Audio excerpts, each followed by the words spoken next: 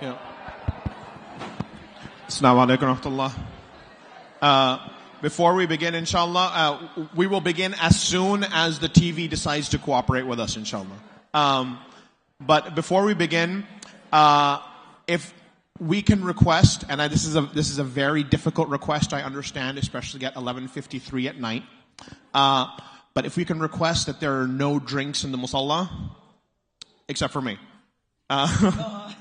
And that is because I'm losing my voice, so I need something to keep it going, right?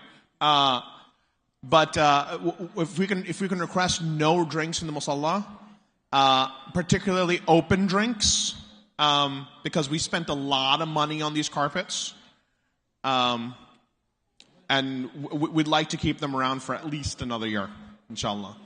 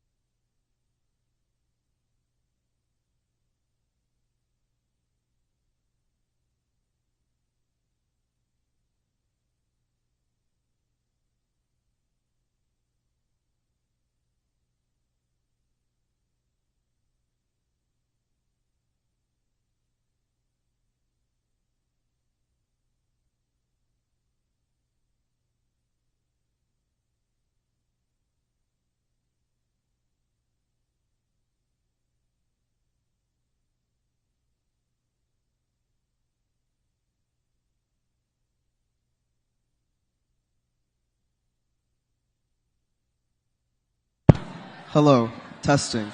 So are we starting? Bismillah ar-Rahman ar-Rahim. Are we good? There's one more. This is not connected to anything, by the way. Yeah, plug this into here. Thanks. Put that on. Put that on your head. We're ready to start? I don't know. Yeah? Alright. Assalamu alaikum wa rahmatullahi wa barakatuh. That was pretty good. But one more time. Assalamu alaikum wa rahmatullahi wa barakatuh. Yeah, Jazakallah khair for joining us tonight. This is our third Ramadan spiritual Saturday night. We appreciate you all coming out, even though Sister Kauthar, unfortunately, Teardrop is not here. But she'll, inshallah, be back soon. But we have our beloved brother Saad joining us. And so you will definitely benefit, inshallah, tonight. And without further ado, we can get started. So our first thing is going to be a little QR code, if I'm not mistaken.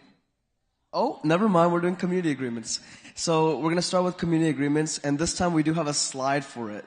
And we've done these in the past, and you guys have actually been able to answer some of the community agreements that you remembered. So again, I'm going to do the same thing. Raise of hands, who's been to a Qahwa event? At this point, almost everyone should be. Or I guess we have a lot of new hands. Oh, okay, awesome. Welcome, if this is your first time here. We hope you have a great experience, and we hope you benefit and take back something, and also tell other people about it. But yeah, we do have community agreements. We do things a little different, right? And that includes getting up and getting a little active. We're going to try to help you meet some new people, introduce each other, make intros happen, and also maybe create some new community, bonds, right? And when we do that, we want to have community agreements in place so we know what are kind of like the boundaries of what we're doing. Good? Okay, so what are some agreements that we remember from the past? Keep it halal, great one, yeah. That's a good one. So keep it halal, very straightforward, and I think that would be that one right there. That makes the most sense. And that's very straightforward, just respect everyone's boundaries. What else? What else do we remember? What happens in this circle stays in this circle. Yes, and that's part of maintain the amana, which I believe is the top one, most likely. I'm still learning the emojis, or like whatever that is, the backgrounds. But yeah, maintain the amana. whatever is said in the circle, maybe it's private, maybe it doesn't need to be, or the person does not want that shared outside, so keep that here. What else? Old friends. Yes, and I'm assuming that's the middle one. As you can see, I'm still learning. But the old friends one is, we have people that we have in our lives that are old friends, and we're chill with them. We also respect them though, right? So we can have conversations with them, we can share things, but we also respect their boundaries. So treat people here, even if they're new people to you, as old friends. What's another one? I'm really impressed. Good job, guys. MashaAllah. Seek discomfort. Yes. Get uncomfortable. And that would be probably the one on the bottom. Watch I get all these wrong. It's okay. I'm giving you the right information and content. That's all that matters. So get uncomfortable. You're gonna meet someone new, and some people maybe are more introverted. Try to get outside your comfort bubble and try to hear from a different angle and seek discomfort. What else? Seek discomfort. Yes, we just said that. Yes, and that one definitely is the one on the top right, because that's an and symbol. Yes, and is, sometimes people are like, no, and we're doing the opposite of that. We're saying yes, and. So let's say that someone has a different perspective than you. You hear out their perspective and then say yes, and then add your own kind of lens to what they're saying. And I think we're down to 2, yeah.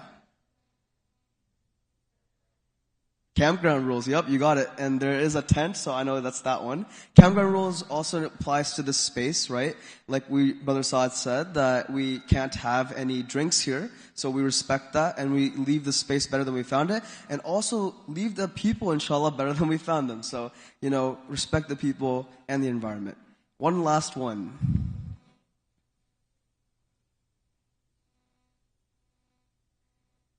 Step up and step back. And so that is related to yes and, in my opinion. And so step up and step back is, you say your bit, and then after that, you also give opportunity for other people to say their bit. So step up and step back. So good job, guys. A round of applause, because everyone really nailed those almost, like fully. Yeah, mashallah. Okay, how well did I do? Okay, campground rules, embrace discomfort. Okay, I think I got most of them in the right places. Alright, yeah, so QR code. Everyone pull out their phones. Pull out their phones. Pull out their phones. Get this QR code in. And I will be, yes, Umar saying to move out of the way. Oh, his head's in the way. Brother Saad. Oh man, we made it move. Now he's standing at the side. No, but WhatsApp group, join this group, inshallah, and this is the Ramadan Nights chat. It will also lead you guys to our main Qahwa community group. And then, inshallah, you can join other groups as well going forward. We'll give it another 20 seconds, maybe? If anyone has not gotten it. Is it working? Can I get a thumbs up? It's requesting admin, but you guys have requested, right? Okay. Yeah, maybe we can just turn that off. We'll figure it out. But yeah, definitely just send in the request. I still see some people scanning it, so I'll give it a second.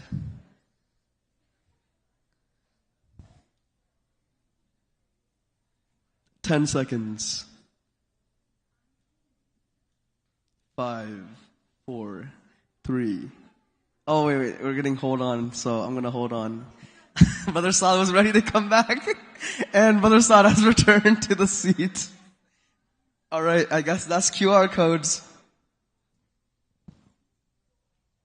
Alright, before we do this question,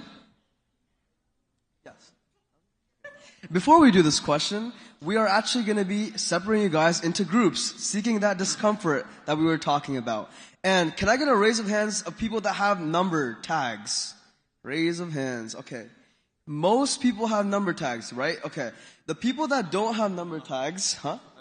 Yeah, the people that don't have number tags, it's okay. I would like you to try to join a group that doesn't look too full. But the people that do have number tags, there's these like numbers here. Could you pass me that?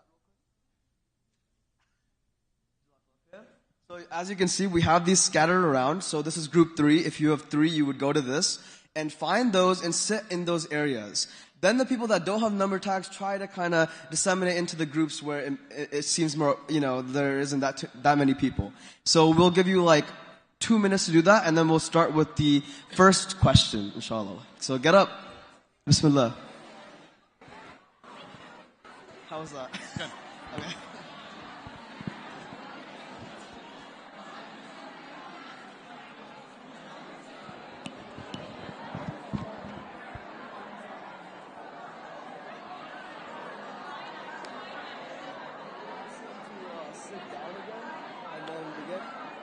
Okay. Okay. I was thinking the other way. I could have been like, okay, go there and start talking. And then maybe I was like, go there, okay, sit down, then start talking. Okay.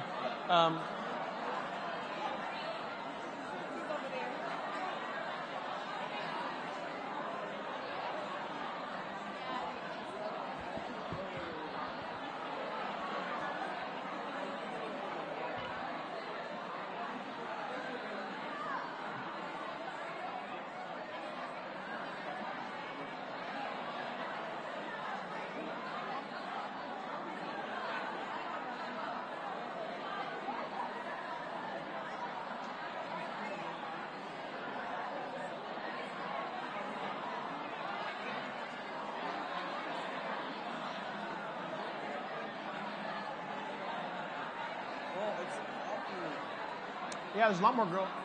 MashaAllah. There's no sister content, it's so fun. Yeah, that's what I got too. There's more guys than last time too. Well, I actually didn't think there would be that many girls. You pulled, bro. MashaAllah. Okay, let's go 30 more seconds, inshallah. 30 more seconds. If you do not have a number tag, please just join a group that seems appropriate. If you do not have a number tag, please just join any group that seems appropriate. 20 seconds. All right, so he just told me names, right? So we're doing names and then the question.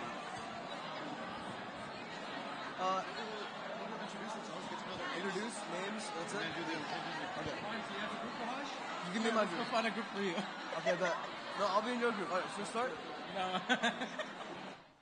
All right, can we have everyone sit down? Sit down. It'll come back later. Sit down. Seems like most people are seated. Yeah. Pretty hands. Assalamu alaikum wa rahmatullahi wa barakatuh. Oh man. Okay, Assalamu alaikum. Assalamu alaikum. Wa salahatin. Salamun alaikum. Okay. So I was a preschool teacher for 10 years. I talked about this last time. When I wanted to bring the classroom back, right, from an activity, what we do is we'd call pretty hands. It's jazz hands, right? But we would just do it with kids. They're pretty hands, right?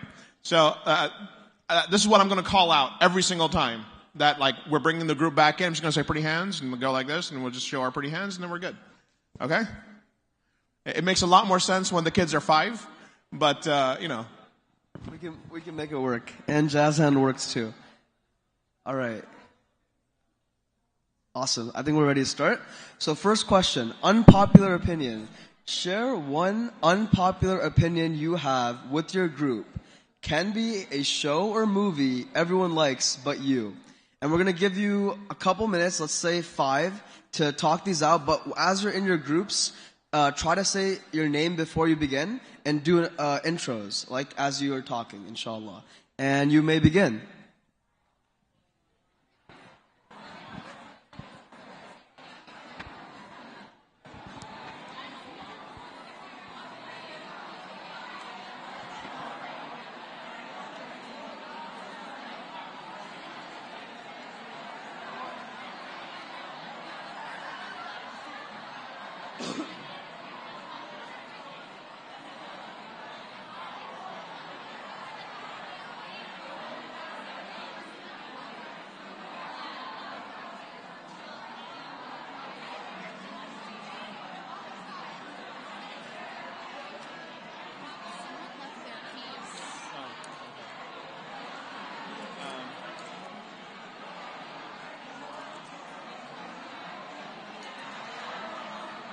Okay, if these are your keys, please come see me. If these are your keys.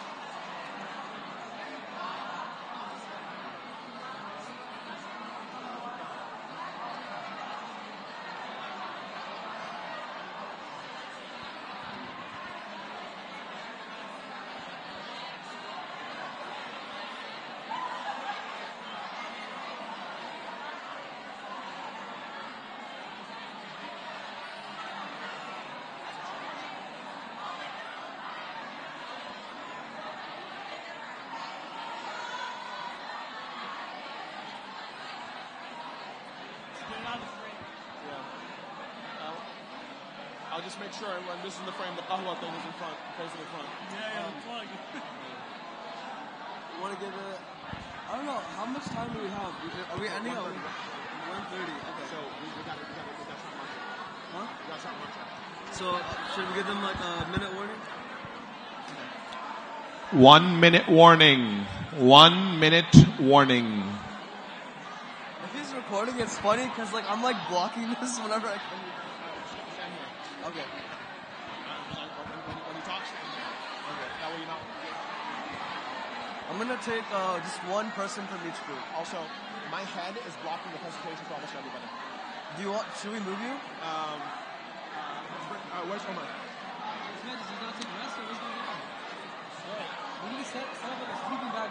Yo, Rayan, do you think we should move him to the side because he's blocking the presentation? But we're gonna ask Omar. Yeah. So, if you're on side, you can Yeah. Where's Omar? You'll pull this closer.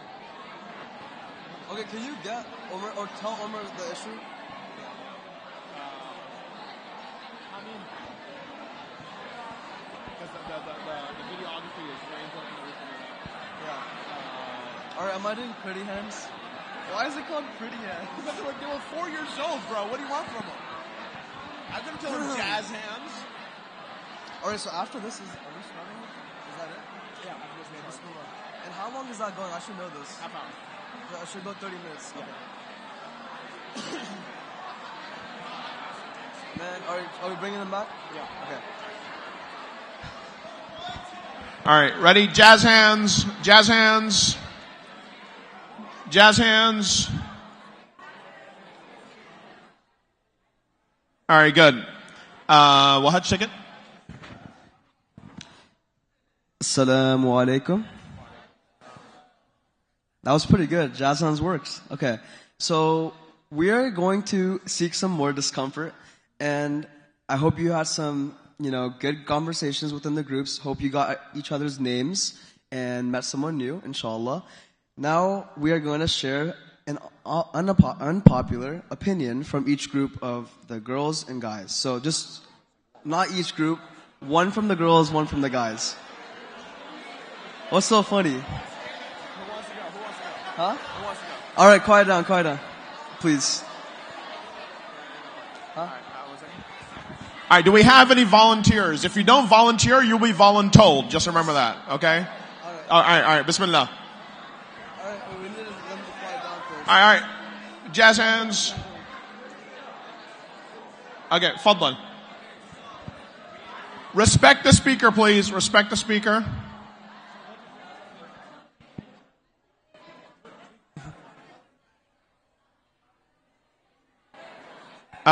Okay, Bismillah. You warm up your milk first and then put your cereal in it.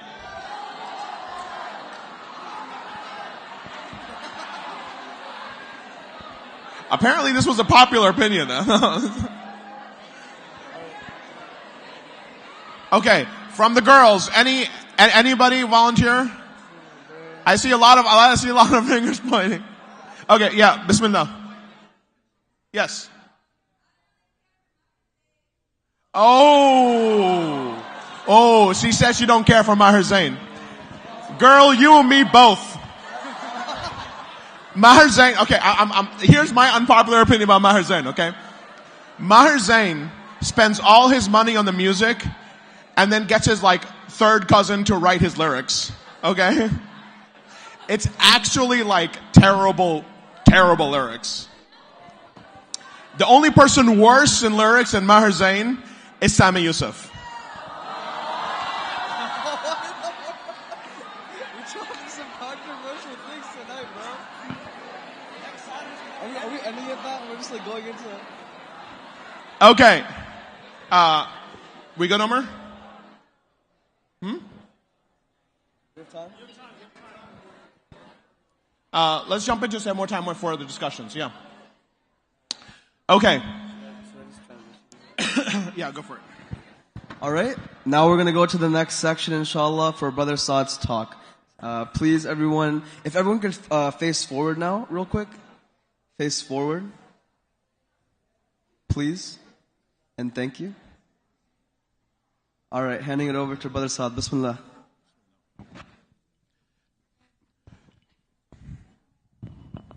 I'll just hold it. Alhamdulillah Rabbil Alameen.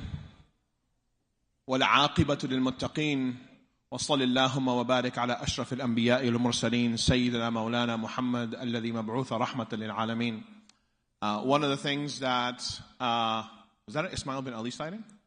One of the things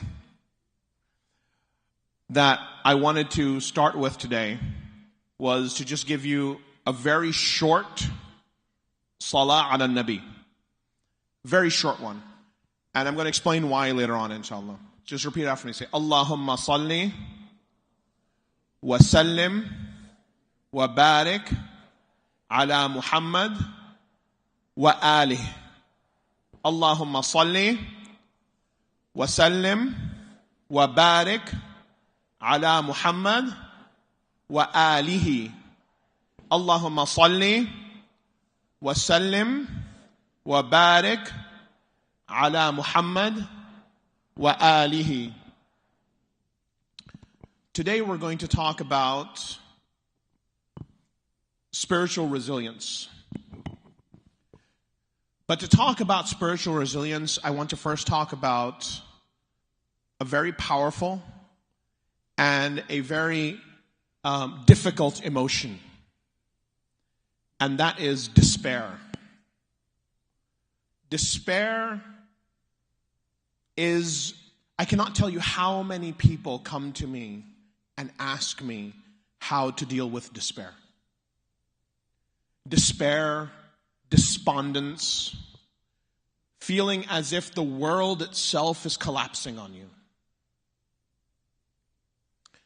And if you asked me to define what despair is, I would do it in a way that's kind of a caricature of me, which is I would give you a couplet.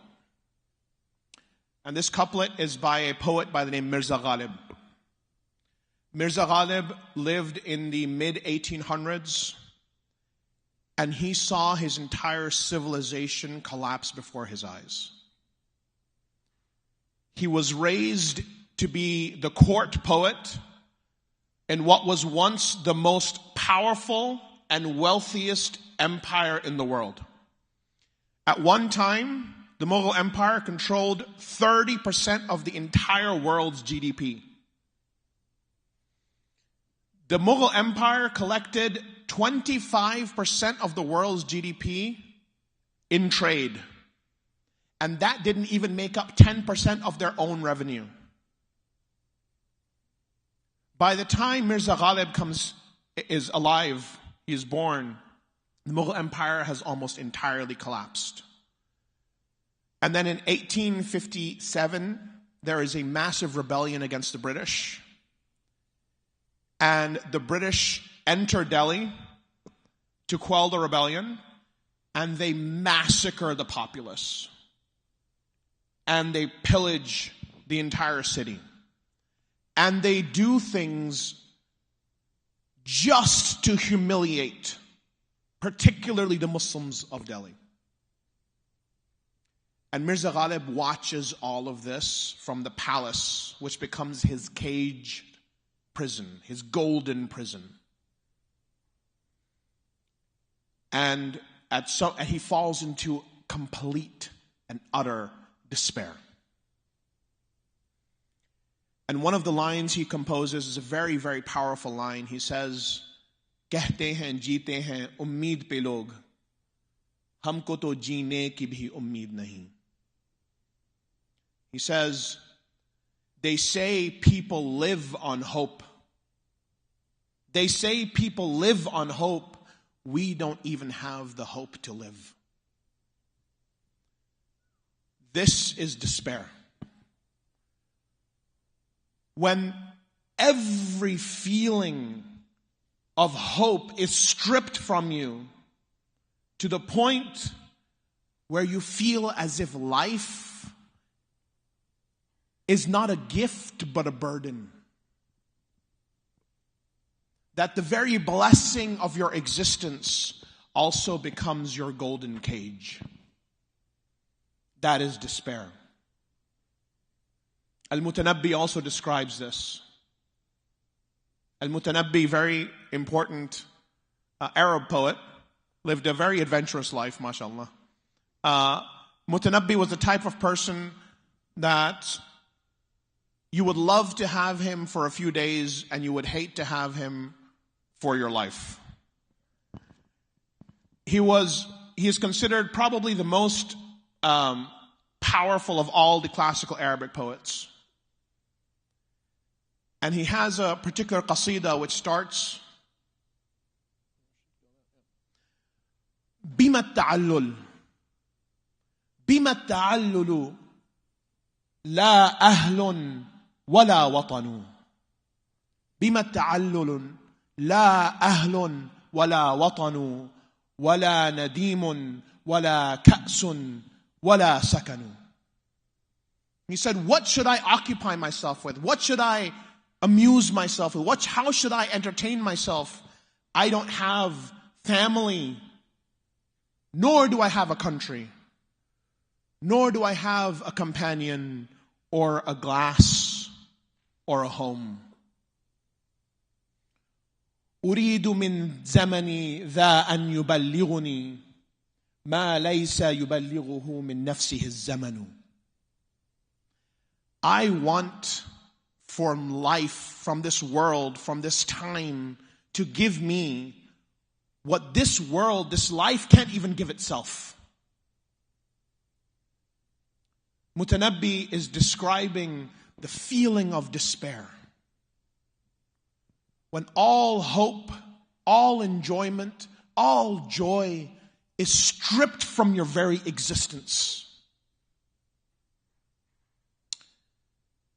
And you feel as if no matter what happens, no matter how hard you try, you work, you strive, you put effort, there is no point. Because you've reached a point in your life where you feel as if there is nothing left to even hope for. Before we can talk about resilience from this emotion, we have to describe that emotion.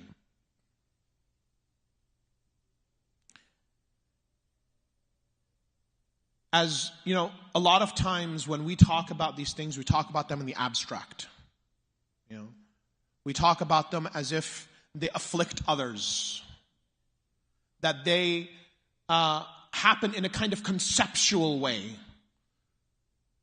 But these are real things that happen to real people. I said this last time, I've hit rock bottom 3 times in my life. 3 times in my life I've hit rock bottom. And the feeling of despair to me is not a feeling that you read in poetry. It's not a feeling that you read in books. It's not a feeling that you see on the face of someone else. The feeling of despair is the feeling that I have felt, that I have had to go through. It is the fire that has left its mark on me. And again, there's no one who describes despair better than Mirza Ghalib. When he says, "Kahun kisse main ke kya hai, shab-e gham buri bala hai. कहूं किससे मैं के क्या है, शब गम बुरी बला है, मुझे क्या बुरा था मरना अगर एक बार होता." He says, who should I tell that the worst calamity is the night spent in despair and sorrow? The worst calamity that can befall a person is a night spent in despair and sorrow. Why? Because I would not have minded dying if it had happened only once.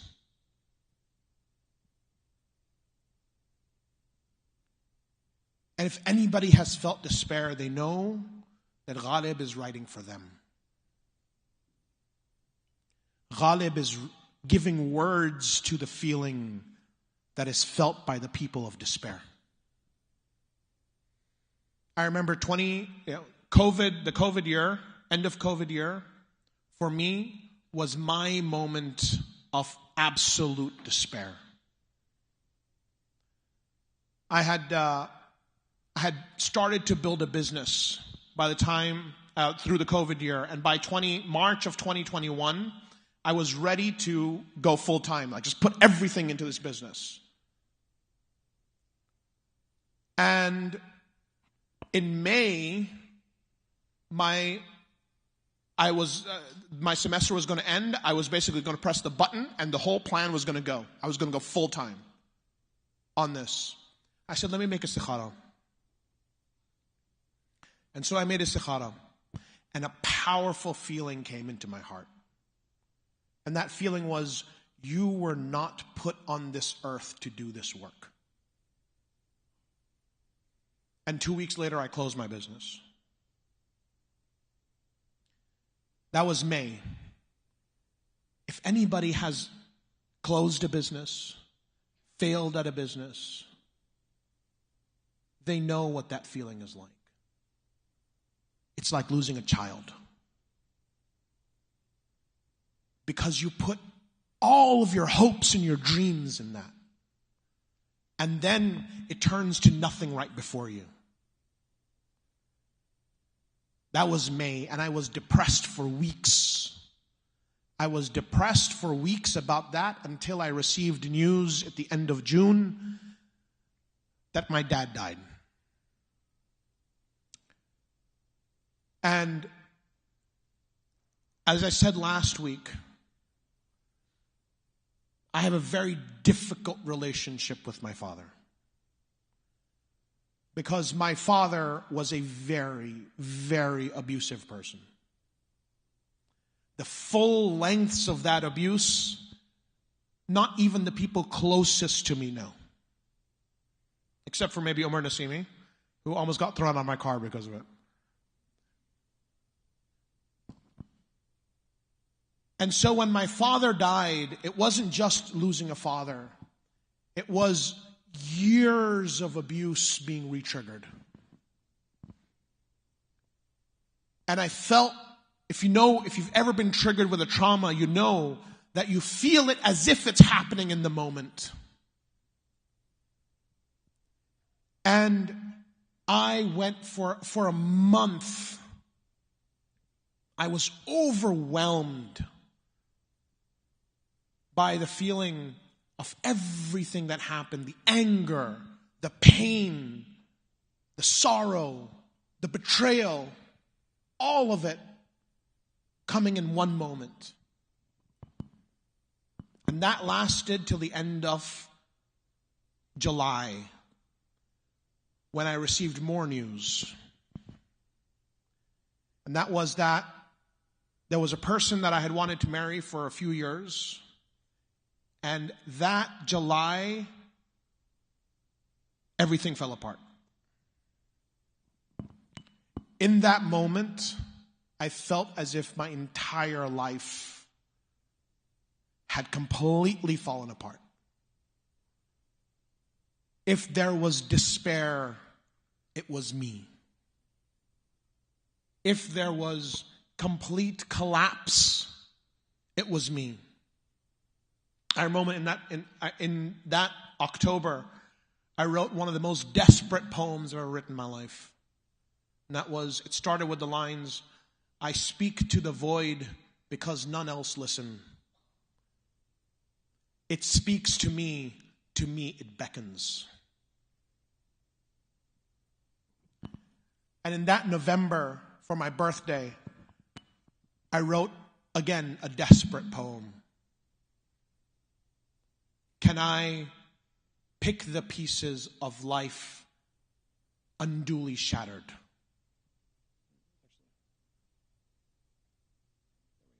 Can I pick the pieces scattered of life unduly shattered? A withered, drooping flower whose fall never mattered. A gold-embroidered robe left botched and torn and tattered.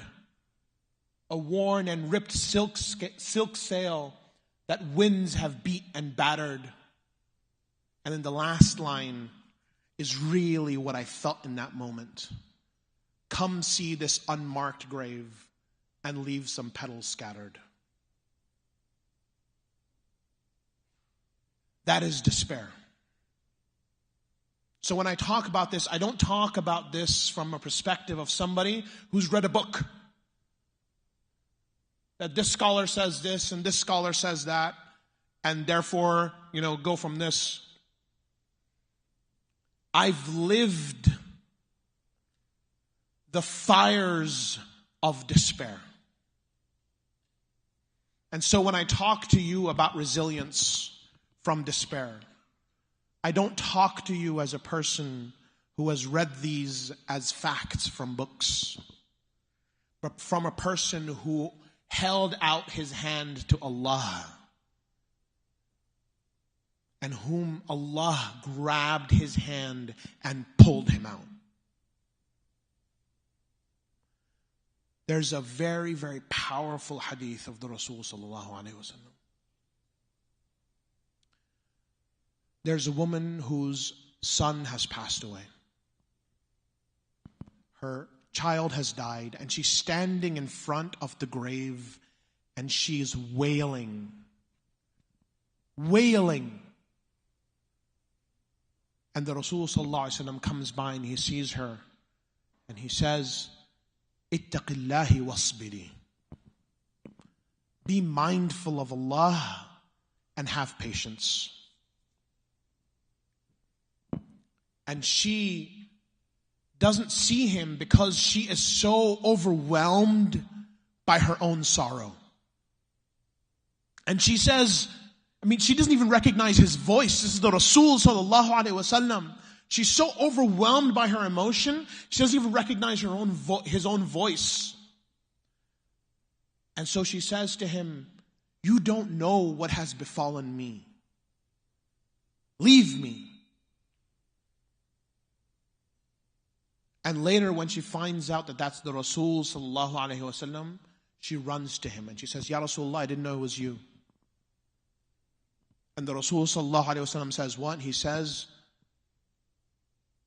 that patience is at the first moment of when calamity strikes. As-sabr inda as-sadmat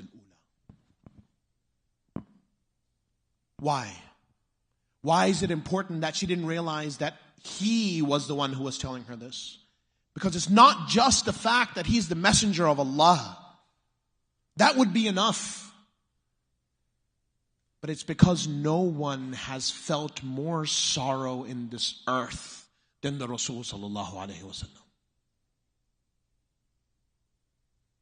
Each one of his children he buried with his own hands. Except for one. Who? Fatima al-Zahra radiallahu anha. And then she also passes away 6 months after his veiling. Each one of his children he buried with his own hands. He even buried his adopted son. sallallahu alayhi wasallam. And he, sallallahu alayhi wasallam, buried the love of his life, Khadijat al-Kubra, radiallahu anha. And the sorrow of her passing remained with him for years after she left. Aisha radiallahu anha said that there was nobody that I was jealous of except for whom? Khadijat al-Kubra radiallahu anha.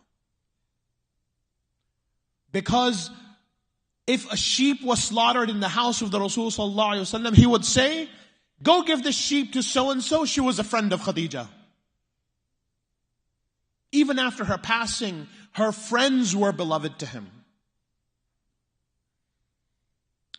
And so, one day Aisha radiallahu anha said, why do you always remember her so much?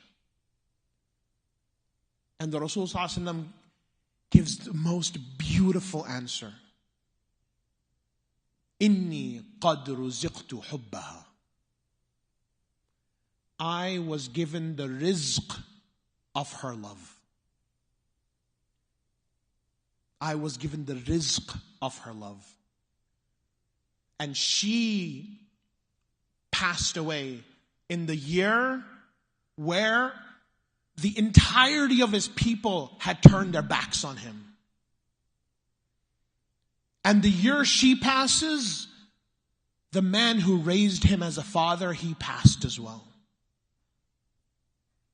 Nobody knows sorrow like the Rasul sallallahu alaihi wasallam. Nobody knows grief like the Rasul sallallahu alaihi wasallam. But now, compare the reaction of the lady at the grave of her son with the reaction of the Rasul sallallahu alaihi wasallam at holding the body of his baby boy. He starts to cry, sallallahu alaihi wasallam. And he says, "Inna al-qalba la yahsan, wa inna al-ayna la tadma, wa la naqulu illa ma yurdi rabbana, wa inna bifiraqika ya Ibrahim la mahzunun." He says, sallallahu alaihi wasallam, my eyes tear and the heart trembles. But I'm not going to say anything except that which pleases my Allah. But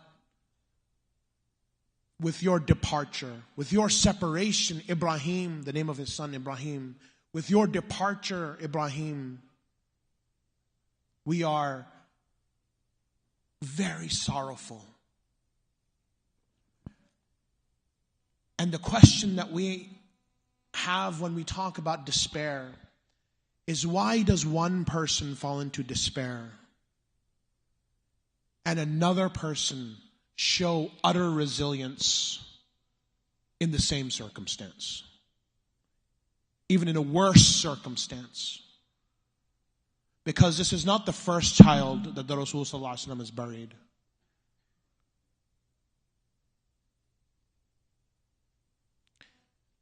And this is where I want to ask a very important question for each and every one of us. And that is, what is the niyyah you have in your heart for your existence?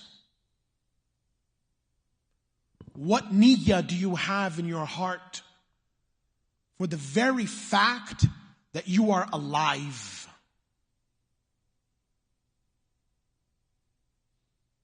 Because sometimes what we do is we take for granted the fact that we even exist. Our existence for us is for granted. And then we ask, what can Allah do to make that existence more meaningful? We look for Allah to give meaning to our existence. We don't realize that our existence has meaning because of Allah. There is no one whose existence is guaranteed. Not a single bird, not a single tree, Not a single star that has guaranteed existence. Who is the only one who has guaranteed existence? Allah. And then from His mercy, from His compassion, from His love, He gives us our existence. And so the question that we have is, with this existence given to us, what is the niyyah we have for our existence? Every single person has a niyyah for their existence, has an intention for what they want to do with their existence. And oftentimes we absorb this niyyah from the place that we grow up, from the people that we know, from the shows that we watch, from the influencers we interact with. We absorb the niyyah. The most common niyyah that most of us have for our existence is what I call the white picket fence niyyah. It's the white picket fence. If you grew up in the suburbs, you know exactly what I'm talking about. We feel that the point of our life is to buy a house that has a white picket fence. There is a timeline that we have in our mind of a successful life. You graduate college at 22. You get married at 24. You have kids by 27. You get your white picket fence house at 30. And this is the niyyah for my existence. And then from 30 to 60, you live in that white picket fence house. Maybe you sell it and you buy another one. Inshallah, a bigger house with a wider fence. And then, once you're 60, 65, your kids have kids, you have grandkids, your kids buy white picket fence houses. This is the white picket fence niyyah.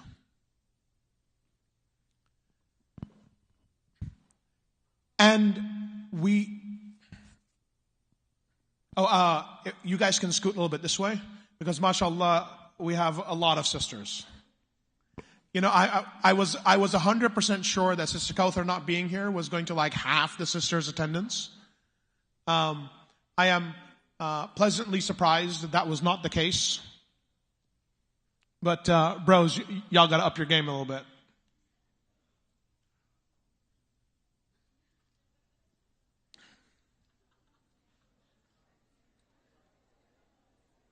Me too. Do you want me to scoot over?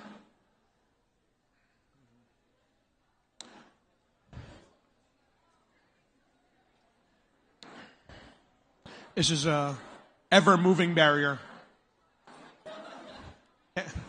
Exactly. In logic, we call this moving goalposts.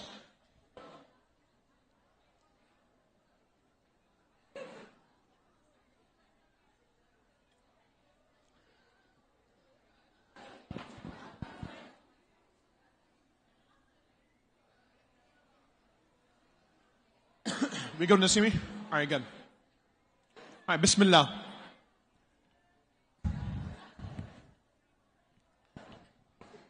So what I realized, all right, jazz hands. Okay, Bismillah.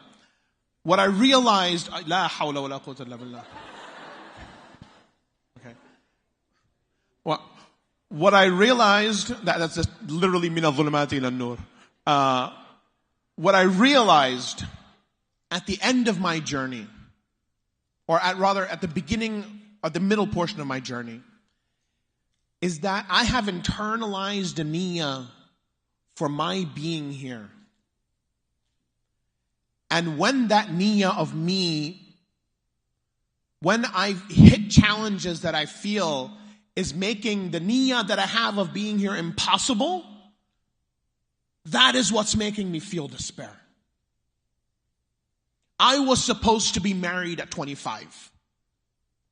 I was supposed to have kids by 27. I was supposed to have a white picket fence house by 30. And I'm 34. And or at that time I was 32, but I was 32, I was unmarried, had no kids, and God help me, I was in a PhD program. This white picket fence life had completely collapsed. And I realized that I had this embedded niyyah that I had absorbed from everything around me and had turned my expectations of life into a timeline that if it hadn't been met, meant I was a failure. That if it hadn't been met, it meant I had no value. That if it hadn't been met, meant that I was not living life as it was meant to be lived.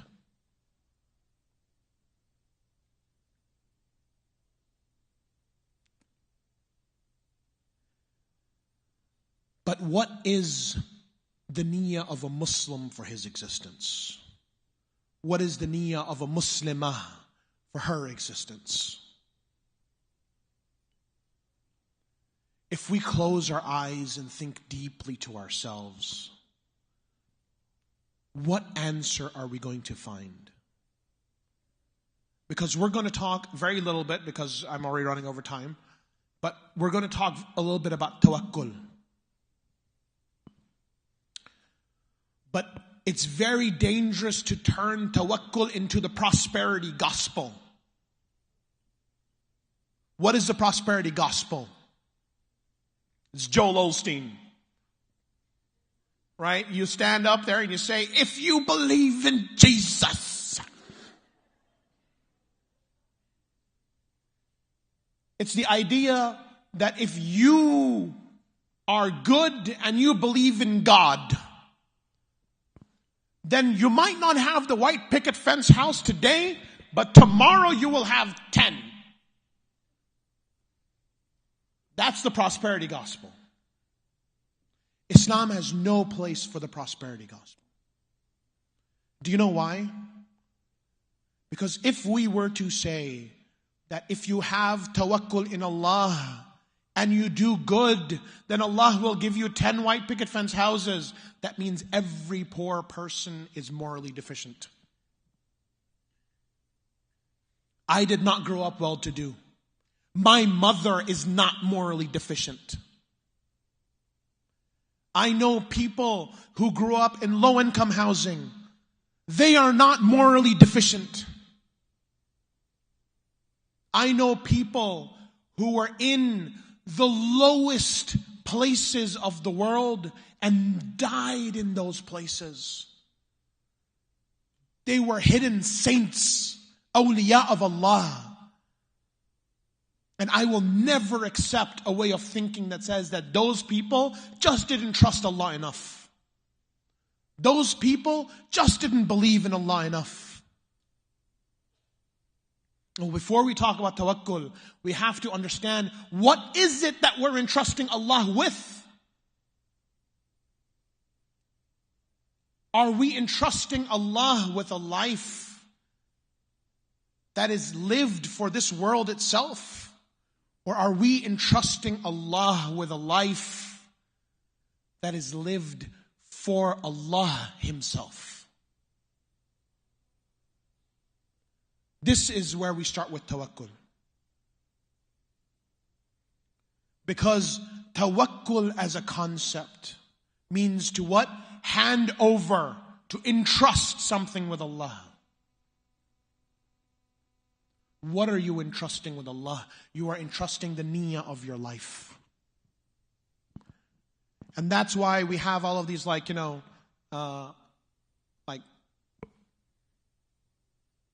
don't want to call them Instagram sheikhs, but really Instagram sheikhs, which is kind of weird because I'm becoming an Instagram sheikh.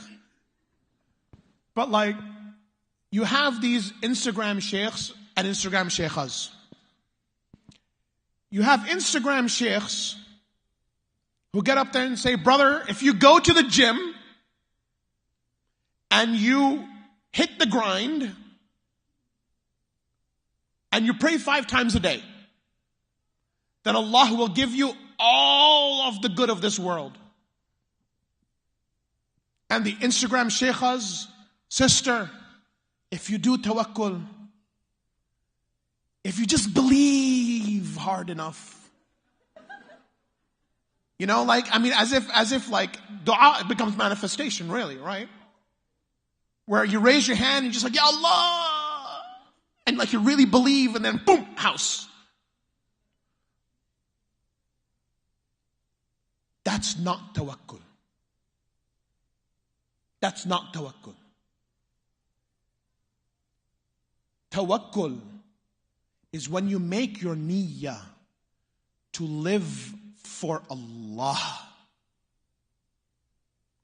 Your life is a life lived for Allah. And then you hand that life to Allah. You say, Ya Allah, I've dedicated my life to you. And from my love for you, I've dedicated my life to you.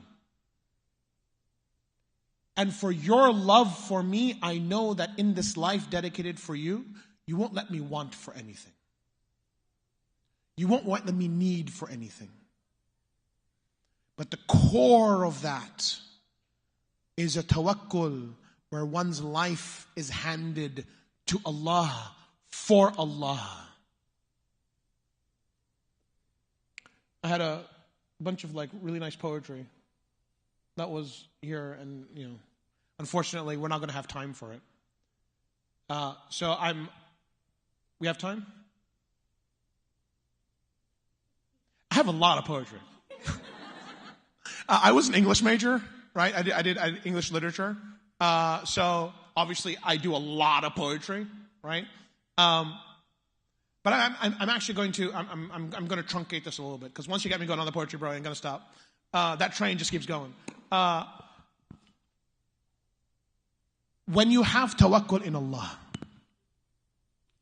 there is a powerful hadith of the Rasul sallallahu alaihi wasallam. He says, if you had tawakkul in Allah, the way that Allah deserves for you to have tawakkul in Him, He will feed you like He feeds the birds. He will feed you like He feeds what? Birds. They leave the nest in the morning with an empty stomach, and they come back full.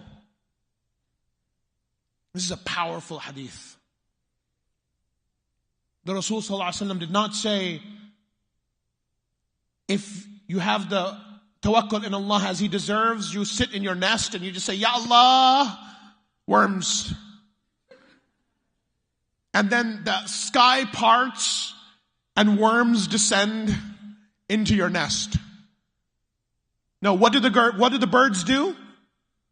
They fly. That Allah subhanahu wa ta'ala also didn't say, you know, you're going to get the juiciest, fattest worm you've ever seen. You're going to eat so many worms that you won't be able to fly anymore. No, He said, you will go and you will come back satisfied. You won't need for anything. And oftentimes what we turn tawakkul into, when we talk about tawakkul, is we turn tawakkul into the mechanism by which all of my dreams and all of the things I want are going to happen as long as I believe hard enough. As long as I work hard enough. As long as I try hard enough. Allah will make everything I want become as I want, maybe just not when I want it. But there's a reality that's hidden behind this. And that is, sometimes, like the point of this existence, right, is not the comfort of this existence. Comfort's not bad, by the way. I'm not the type of person who's like, if you're living a comfortable life, you should be ashamed of yourself. No, I'm not. This is not what I'm saying. But the point of existence is not comfort. The point of existence is not a prestigious existence on this earth. This is where it all comes back to niyyah. What was your niyyah for your existence? The point of this existence was what? وَمَا خَلَقْتُ الْجِنَّ وَالْإِنسَ إِلَّا لِيَعْبُدُونَ. Everything comes back to this. The point of this existence was this. When this becomes your niyyah, then what your tawakkul really is, Ya Allah, I trust that I am going to do what pleases you. And eventually, you will not leave me. One, you will not leave me in need of anything. And two, you will guide me to that path that pleases you best. And let me tell you, brothers and sisters, that path is sometimes a very difficult path. That path is sometimes a path that turns you into the person that you were meant to be, but you are keeping yourself from becoming. Sometimes our fear of pain is our biggest the biggest thing that holds us back from being the people that we need to be. I have experienced this in my own life. That oftentimes Allah puts the love of something in your heart. And whenever I talk about love or heartbreak, by the way, everybody just thinks I'm talking about getting married. You can love anything. There are people who train from when they are 3 years old, right? When they're 3 years old, their dad hands them a basketball and says, if you don't get it into that hoop, you're not getting dinner. And that kid is like going, since he's 3 years old, at that basketball. For that kid, that basketball is his life. And he wants to make pro. That's his dream. And when he doesn't make it, that's heartbreak. There's a person who puts all their blood, sweat, and tears in business, and when that business fails, that's heartbreak. There's a person whose entire dream in life is to have family, and when that family breaks, that's heartbreak. Sometimes Allah puts the love of something in our heart because we need the break in order to become whole again. When a bone breaks and improperly heals, right? When your leg breaks and you never went to the doctor and it improperly heals, you walk with a limp. You can't run. It hurts to walk, but you become used to it.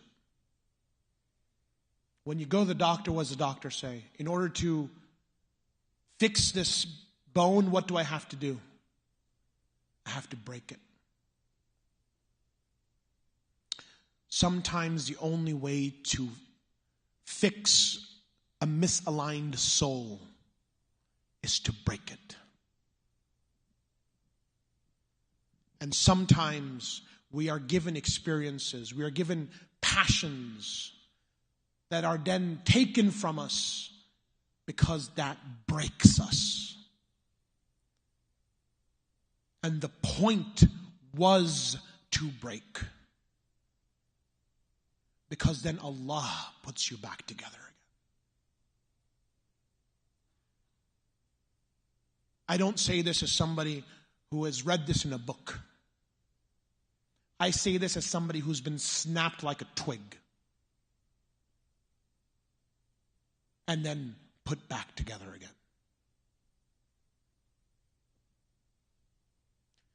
When you have tawakkul in Allah, you have tawakkul that Allah is going to put you back together again.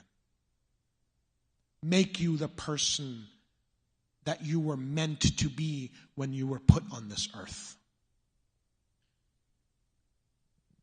And our own fear of pain turns us into emotional cowards. We're terrified of the pain that comes with the struggle and the strife that it takes to become the people that Allah wants us to be.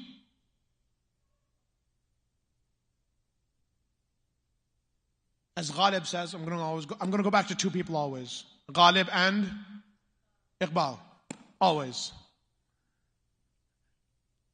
Because Ghalib takes you to a certain spot and then he stops. And Iqbal grabs you from that spot and he takes you all the way. Ghalib says,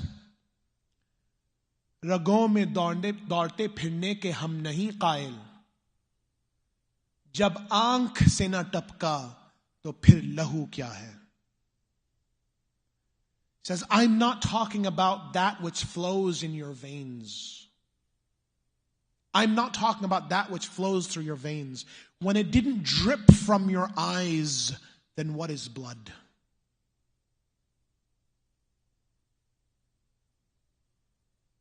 Sometimes the only way to become the people that we're meant to be is to cry tears of blood.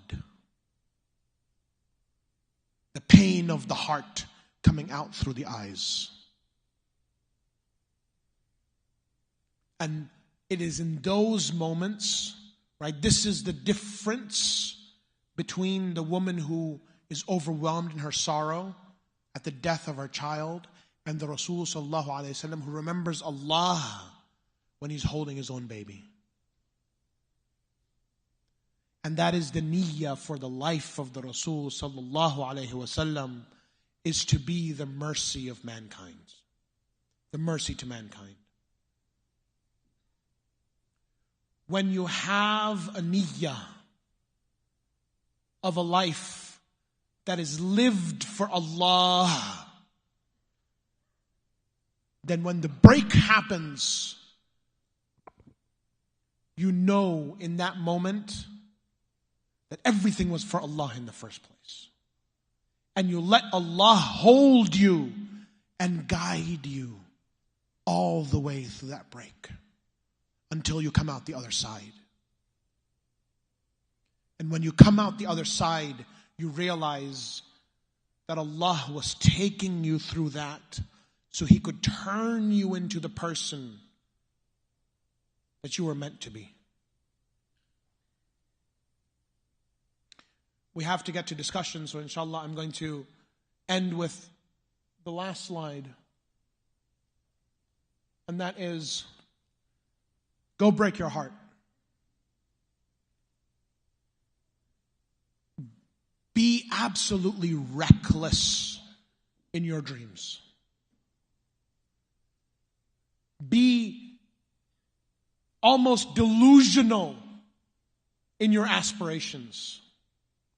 If you have something in your heart that really you are passionate about and you're driven towards, go, I always describe it as jumping off a cliff.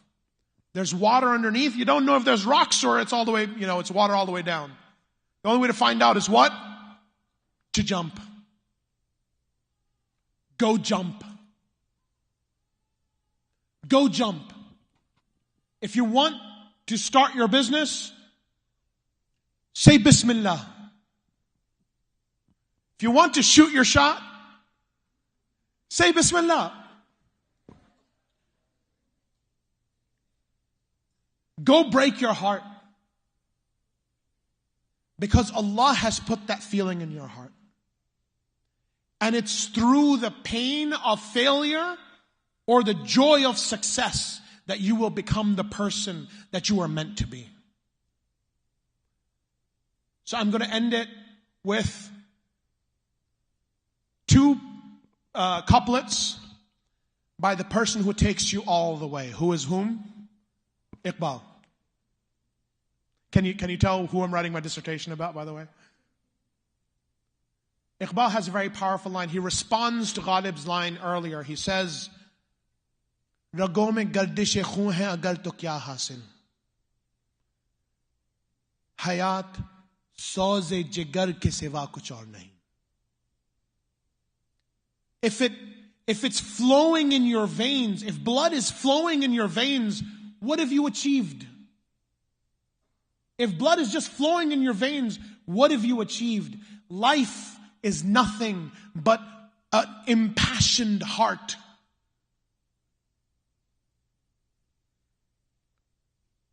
We hold ourselves back from feeling passion, from feeling the fullness of our desire to achieve something in this life because we're terrified that we're going to fail.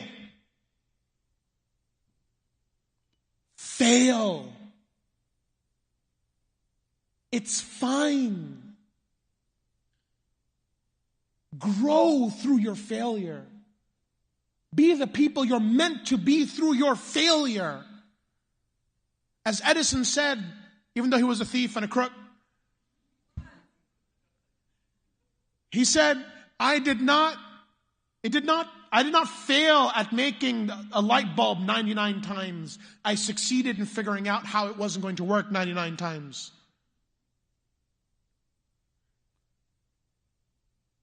But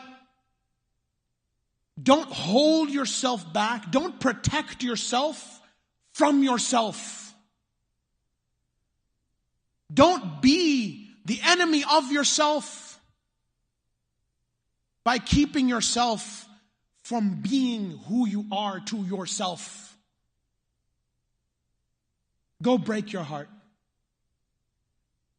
And if you do it for the sake of Allah, you know that Allah will be guiding you through your failure to your success in this world and the next. And we end on the most powerful couplet in all of Urdu poetry by my boy Iqbal. He says, "Tu bacha bacha ke na rakhe se, tera aina hai wo aina." The mirror here means the heart. He says, don't jealously protect it.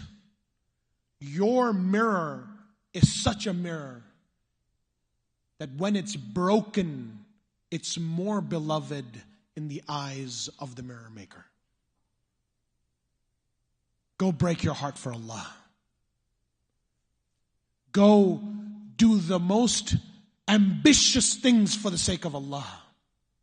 And then when you break, when you fail, when you are disappointed, you will be more beloved to Allah. And through that break, He will turn you into the people you need to be. You are meant to be. He put you on this earth to be. That's tawakkul. And that's also my time and more. So inshallah, Brother Wahai is going to come up and he's going to break you up into groups.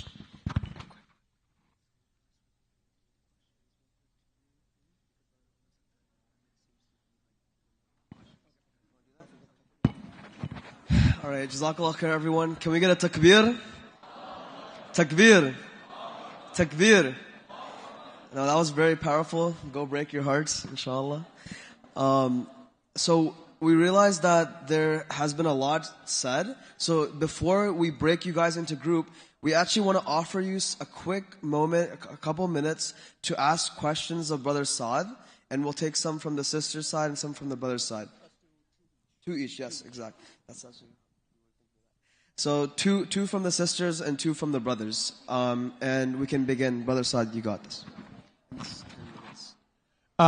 So we're going to keep this a strict 10 minutes, two each. Okay? If anybody has questions, you can go ahead and raise your hand. If you don't have questions, may Allah bless you. Yes. How many times should you shoot your shot? Maz, bro, don't be that guy. Don't be that guy. We all know that guy you're talking about. Also, that doesn't count, Maz, just troll. All right.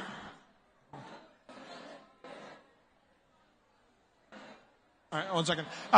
Let me get pretty hands. Pretty hands. Okay, Bismillah. We're just gonna go. If you want to like hug each other, you can do it outside, inshallah.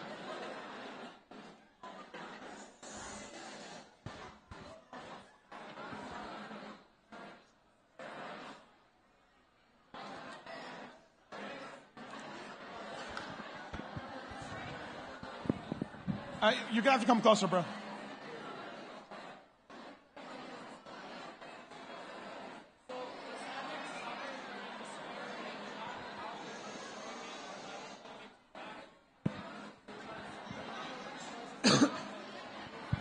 Assalamu alaikum. If you guys are leaving, can you please exit quietly? That would be greatly appreciated. Because there's a brother asking a question. We want to be respectful of them. Jazakallah khair.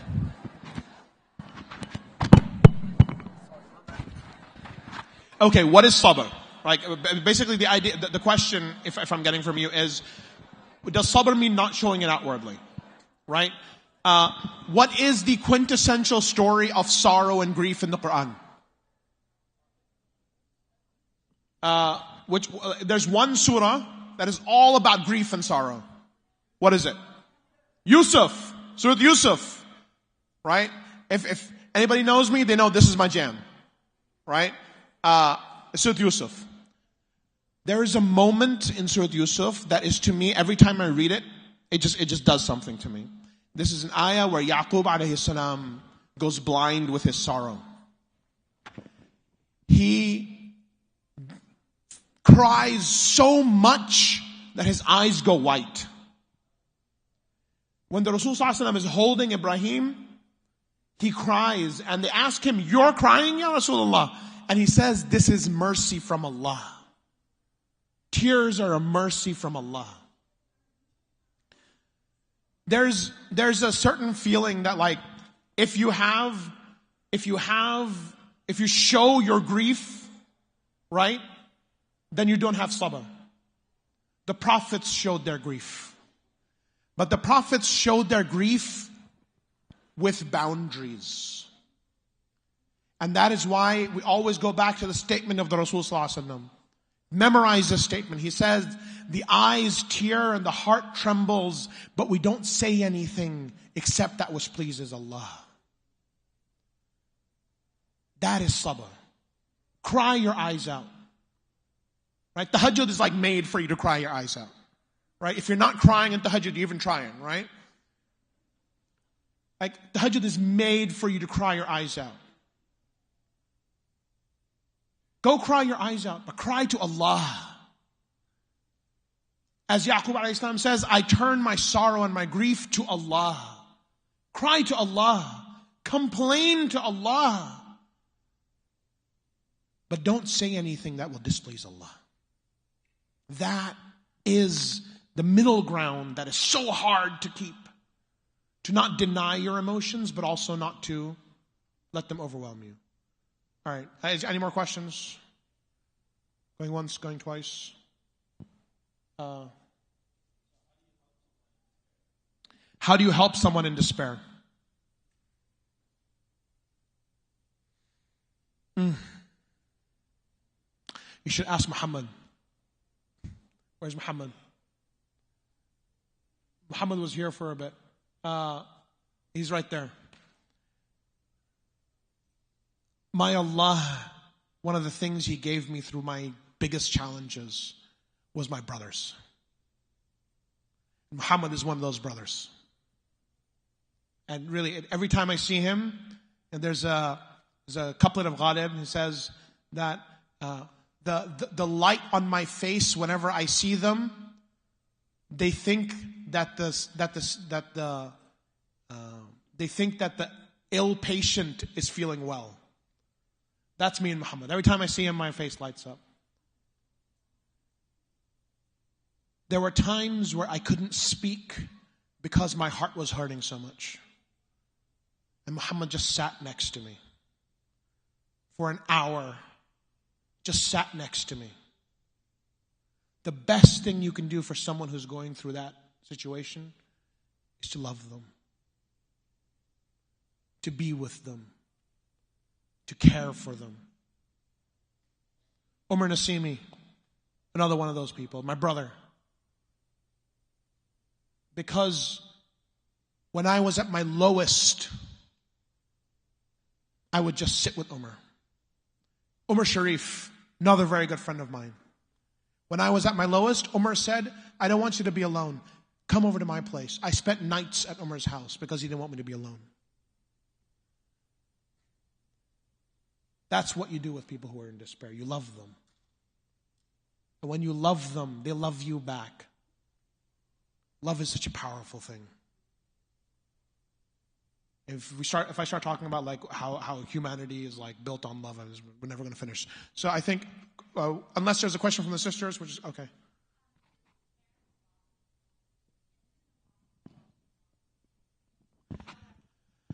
Yes, I mean, if you want to be a theologian in that, yes.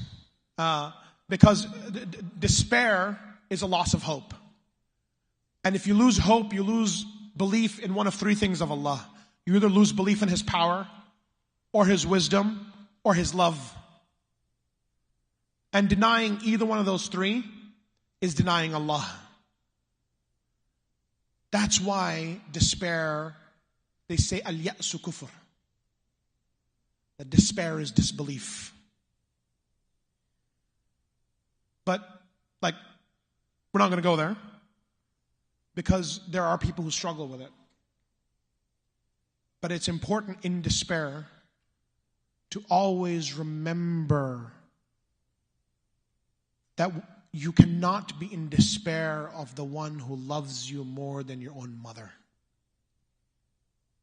The one who is more powerful than any king and more knowledgeable than any wise person. This is what I mean by tawakkul, is to know that even though you are breaking, the pieces of your heart are still in the hands of Allah. And He is not letting any one of those pieces go away. And He is the one who will form them back into the heart that is stronger than the one that was broken. I think we have to end questions there so we can actually get to discussions. Jazakallah khair, Brother Saad. And now we're going to go into the questions section. And most of you guys have numbers, right? And you're sitting with your groups now. People who walked in after, please just try to join a group that's near and it has space. And we'll start with the first question. And again, remember to intro by saying your names, as we do want you all to get to know each other in the community, inshallah. Bismillah. That's pretty much it, right? Yeah, go ahead and form your groups, and then we're going to tell them the question now, or we're going to tell them the question later? So the question is, do you find that your community helped you when you were at a really low point in your life? That your community of friends, family, community, did they help you? 5 minutes for that question, inshallah.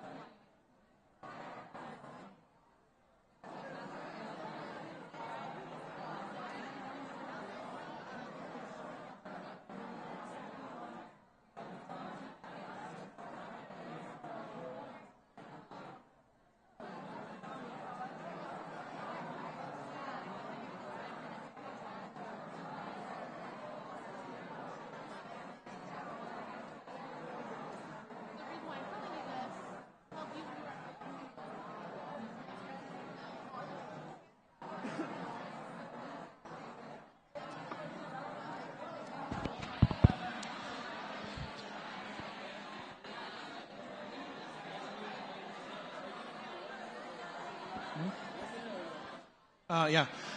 So to repeat the question, do you feel there was a community, that your community helped you when you were at your lowest? Also, there is a sisters qiyam after this, for those who want to stay for that. And lastly, this is your 1 minute warning. That is not actually a 1 minute warning, but you can go ahead, inshallah.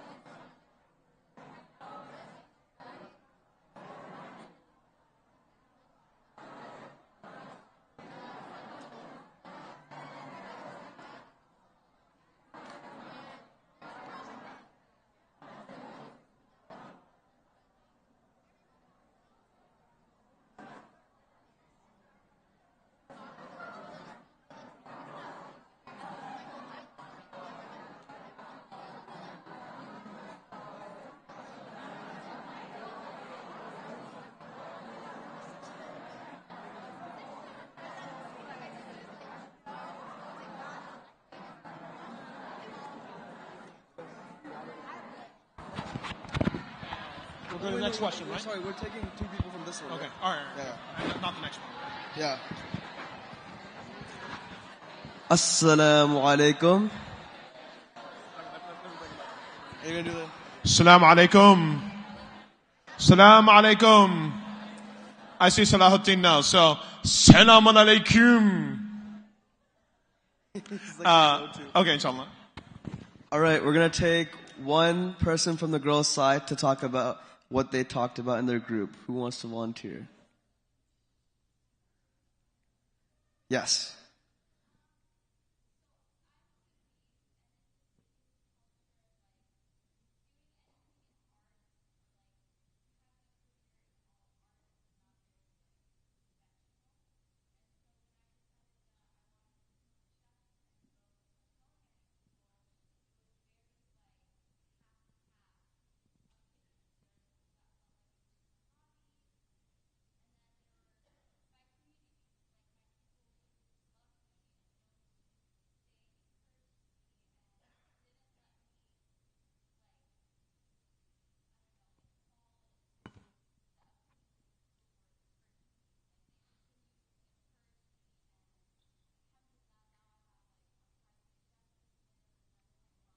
MashaAllah. Takbir. MashaAllah. That's amazing. Thank you for sharing. And then one person from the brother's side. You will be voluntold. Yes.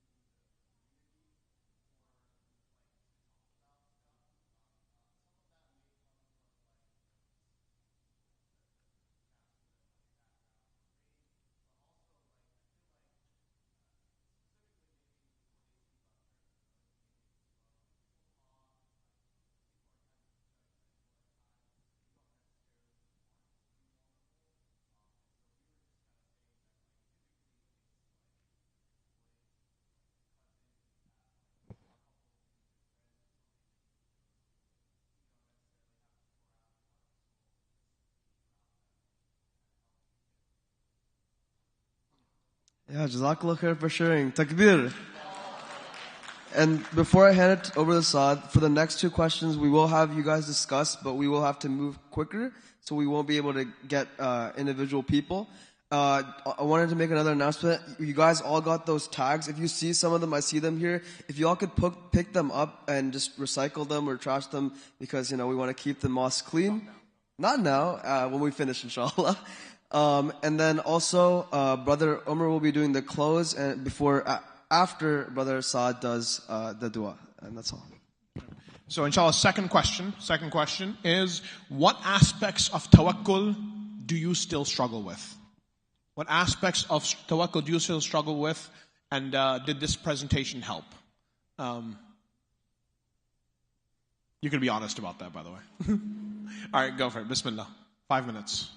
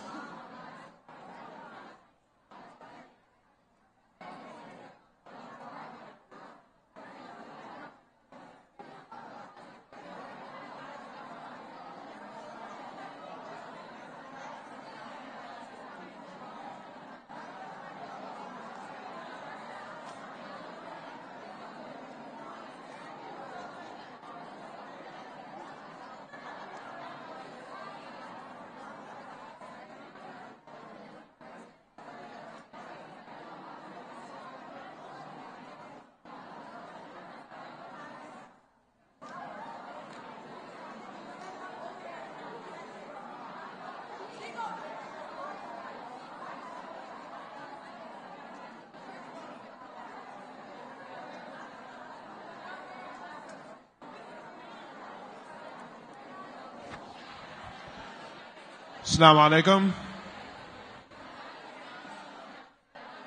Pretty hands, pretty hands. Okay. Inshallah, we're going to move to the third question now, which is we're not going to get people to come up and or to present because we just don't have time. So inshallah, say, what's your action plan going forward in dealing with despair and hope? What's your action plan going forward? And is your community a part of that action plan? So what's your action plan for dealing with despair? And is your community a part of that? 3, 2, 1, go.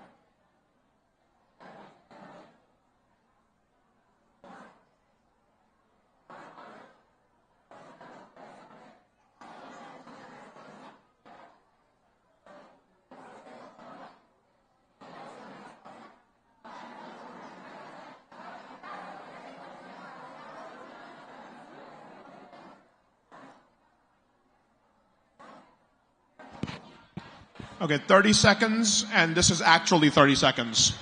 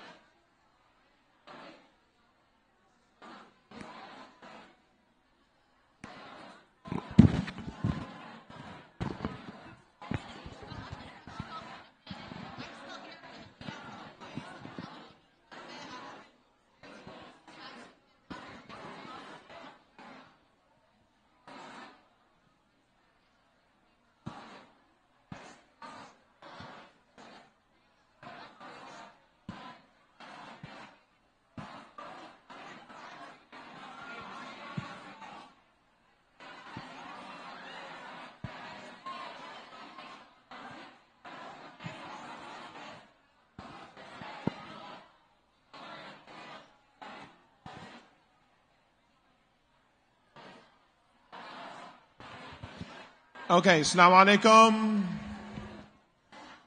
Assalamu alaikum. Pretty hands. Pretty hands. There we go. Alhamdulillah. So, inshallah, we're going to start closing. Omar told me that it's I didn't talk enough about exactly what tawakkul looks like. So, in 1 minute, I'll give you a story of tawakkul. The person that I think that did the most tawakkul that I've ever seen in my life was my own mother. A lot of you probably know my mom, or you're actually quite young, you don't know my mom. But my mother used to be the CEO of a investment bank in Pakistan. And this was actually quite a prominent investment bank at its height. And she gave it all up because she had to choose Allah over everything. My father was a chairman. And my dad decided that he was going to start dipping into the cookie jar, let's put it that way. My mom told him repeatedly, Allah has given you dunya and akhirah, and you are risking your dunya and your akhirah. And eventually she told him that my children are not going to eat from haram. Her dream was always to work in Islamic finance in Pakistan, to build up interest-free banks, to build up the economy of Pakistan. She gave up her dream. She gave up her marriage. She gave up her country because she didn't want her kids and herself to eat from haram.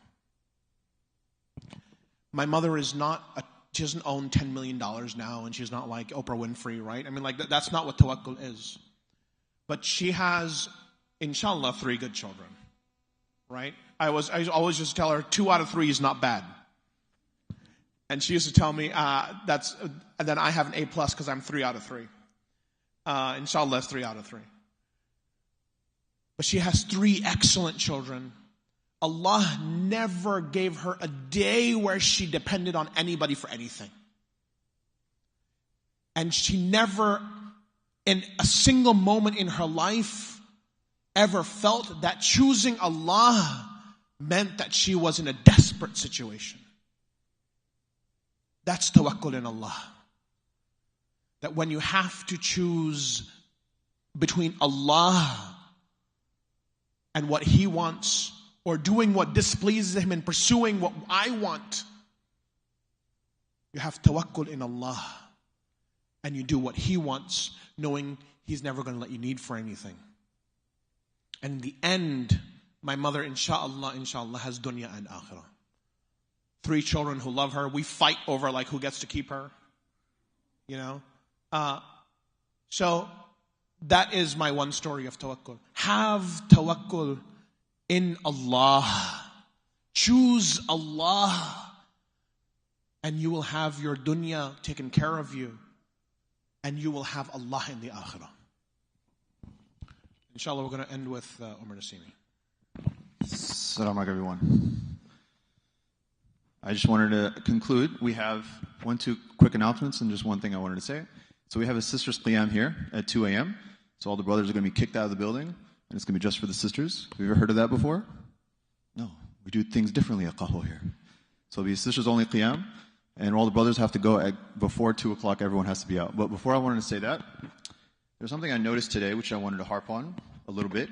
There are many moments in tonight's event where I saw people getting a little emotional and going through it. And there's something I saw which I didn't like. It's not that people got emotional. It's that when someone got emotional, everyone else around them was like, that's their problem. That's not what we're doing here. The whole goal of everything we're doing is that we're breaking off into circles, we're getting people together, we're sharing stories of vulnerability. If someone else is going through something, that's your problem too. It's our problem. It's our community's problem. How are we going to change anything if you yourself aren't doing something about it to change it? If you see someone crying, if you see someone going through it, and you do nothing about it, don't complain about the community this, and the board this, and the CEOs this, and and the imams this, and the politics this. No, no, no. What did you do? And I'm very serious about this. Everything we're doing here is intentionally for everyone belongs, at their highest point and at their lowest point. So what are we going to do if someone is at their lowest point and you see them going through their lowest point? You have to be there for them. And that's not a choice. If you want belonging, if you want a community to belong to, then you have to do something to build that community. Alhamdulillah, what we're trying to do here, as you see at Qahwa, we have a very intentional methodology. We have a very intentional set of events. What we're trying to do is build community and belonging for everyone. Because spirituality is a communal experience. It's not solo. There's a myth we've been taught in Western psychology that to fix yourself, you go off in your room and you meditate and you see a therapist one-on-one, and that's health. No, no. Our tradition tells us spirituality is communal. Healing is communal. And you have to do it with the brothers and the sisters around you. So going forward, inshallah, if we see people that are celebrating or they're going through it, don't look around and be like, someone else will take care of them. No, no. You have to take care of them. Because in order to get Allah's mercy, you have to do something about it. Don't you want someone else to take care of you when you're going through something difficult? Then we have to take care of each other. We're going to add that to the community agreements, Wahaj. When something happens, do something about it. Are we all on board with this? Is anyone opposed to this idea? We have to be the change we want to see. Right? Huh? Yes, we're going to end with dua. Any final remarks from anybody? I'll give one brother and one sister an opportunity.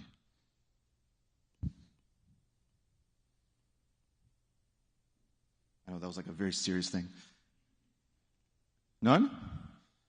Any feedback? Oh, can you go to the feedback? So, as a call to action, we have a WhatsApp group link and we have a feedback survey. So if everyone can join the WhatsApp group, we're going to post announcements and we're going to tell you about other events that are coming up, etc. And the feedback survey is going to let you know where you have an opportunity. I'll get out the way. Where you have an opportunity to let us know what you enjoyed, what you didn't like, how we can do better, inshallah. And if you want to be part of the team that organizes this, you can let us know, inshallah. So without further ado, I'll throw it to Saad for dua. Thank you all for coming. Next week, by the way, next week, we'll have a special event. Stay tuned. Should I tell you now? So next week, we'll have the same thing, inshallah, Ramadan nights. Saad and Sister Kauthar will close us with the final event for the last week in Ramadan. And then we'll have breakouts. We'll have the sisters hang out and the brothers hang out. And then the last 10 nights in Ramadan here, every night there's qiyam. There's qiyam prayer. And then we're going to have a suhoor night. So we'll have like food trucks, we'll have food vendors, we'll have like a whole thing, inshallah, okay? So look out for that, inshallah. And Saad closes with dua. And as soon as, well, one more thing. The brothers really need to be out before 2. So as soon as Saad closes, we have to rearrange the room and we have to move. Okay? Jazakallah khair.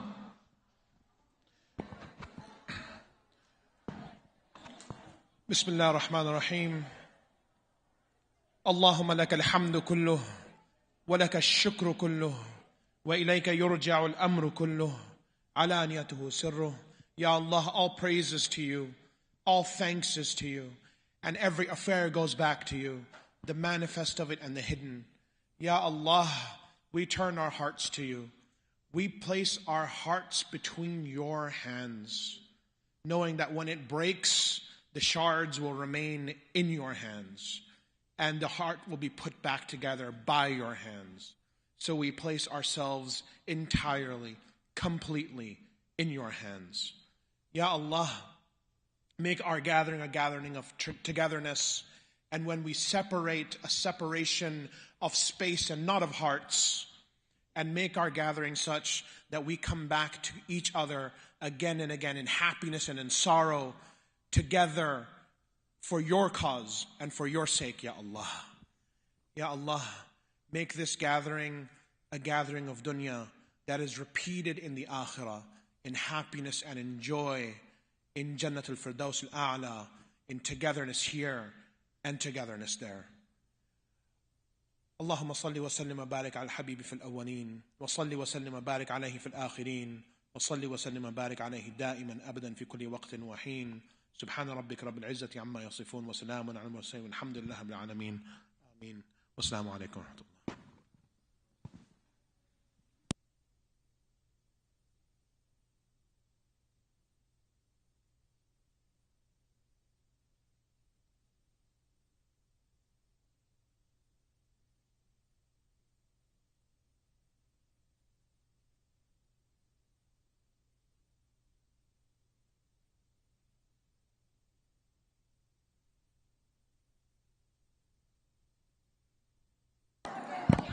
So, if you did not register for the qiyam, that's okay. We're letting people in.